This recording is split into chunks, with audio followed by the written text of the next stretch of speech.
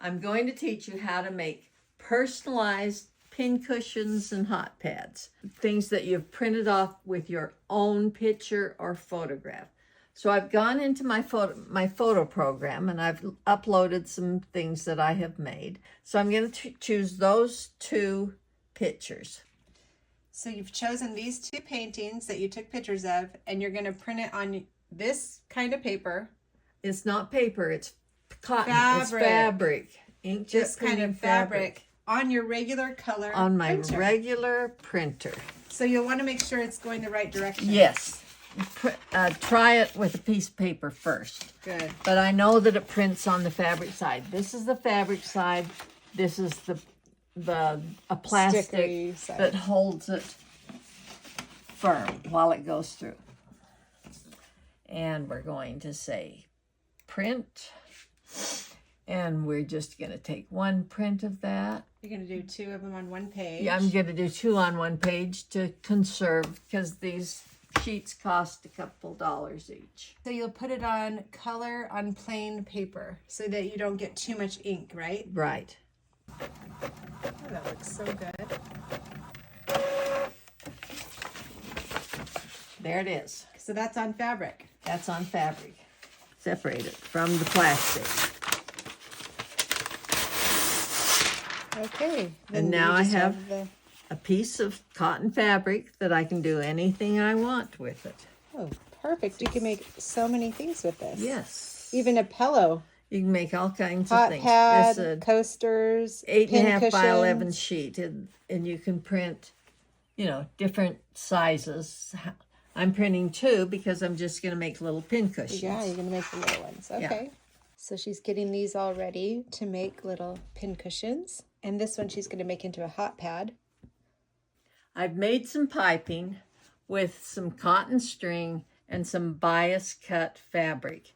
And the piping, I've put it around the outside edge of the one with the picture on it.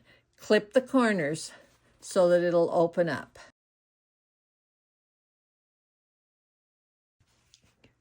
I have a random piece of fabric for the back. We're going to put it down there, and I'm going to sew it around following this stitch line with my zipper foot. I'm going to leave an opening here at the bottom so I can stuff it with my crushed walnut shells. Okay. So follow the stitch where you Follow put on the piping. Line, and take a stitch kitty corner across that corner. It just needs that little bit of ease. Okay. So not so I could have pinned it, yeah. And I could have pinned this on. It would have been nice. So you could pin it. I guess you didn't have to, but would be good. Yeah. So a little diagonal and then little diagonal again. And then we're going straight again. Then we're going to back stitch right here again, because I've got to leave an opening to stuff it. Cut diagonally across all the corners and just trim some of this excess fabric out, so there's not as much bulk when I turn it. Okay. Turn it around. Poke out the corners with the paintbrush. With the end of a rounded paintbrush, something rounded, not your scissors. Oh, there it is, ready to stuff. Cute. Now, the filling, the opening still, we're going to use is ground English walnut shells. It's for reptile dwellings. I put a little bit of the ground walnut shells into a big bowl so I don't have it all over everywhere. Use a funnel. Oh, that's a good idea with the funnel. Now it's filled, and I'm going to just put a couple pins across here, and I'll do just a few little hand stitches. Your stitches are close enough together that the walnut shells can't creep out. Here it is. It could be a pin cushion, or you can make, I don't know, coasters, or this one's going to be hot hot pad. pad.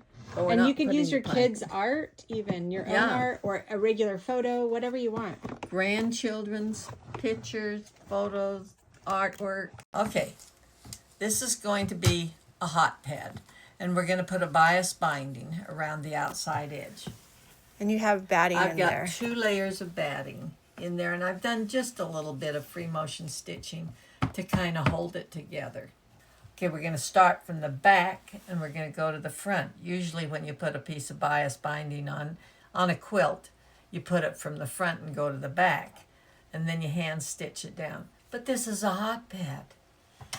So we're going to go from the back. And we leave about a 3-inch tail before we start. Stitch in that groove. Put my needle down and go backwards a few stitches. This is to make the corner turn. And we're going to go like this.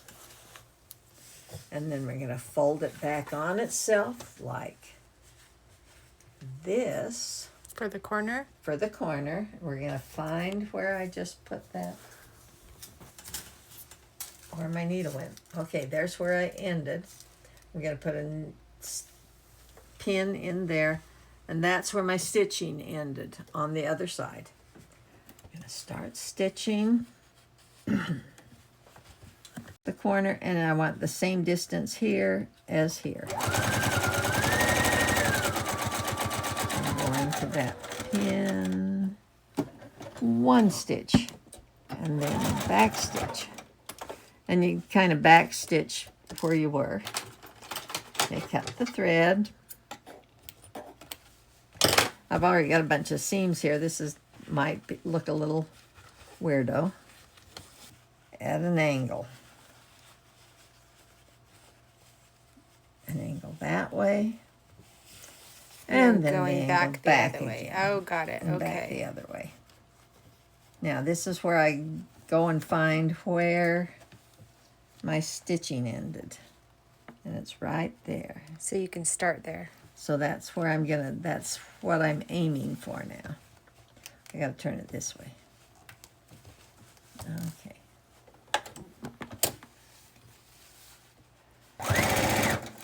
Just So join- this was those those two are pieces to on the the ends. back. Yes, and I left a of little the binding. space so that I could match them up.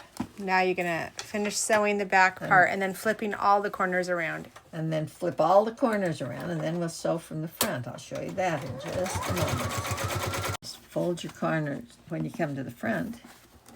You're just going to fold your corners over like that. So from the back, you just folded it over Folded like it that, over to the front. and then pin it. And then you're gonna just sew it from the front. Then I'll just top stitch from the front. Oh, And the yeah. back is already caught. Oh yeah, then the back's already done. Yeah.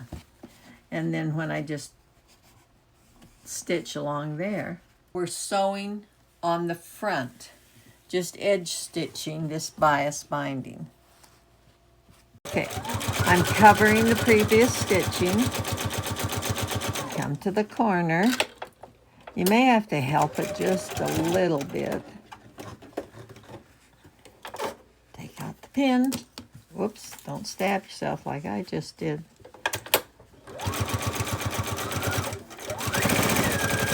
There's a personalized hot pad. And the back doesn't look all that bad for a hot pad.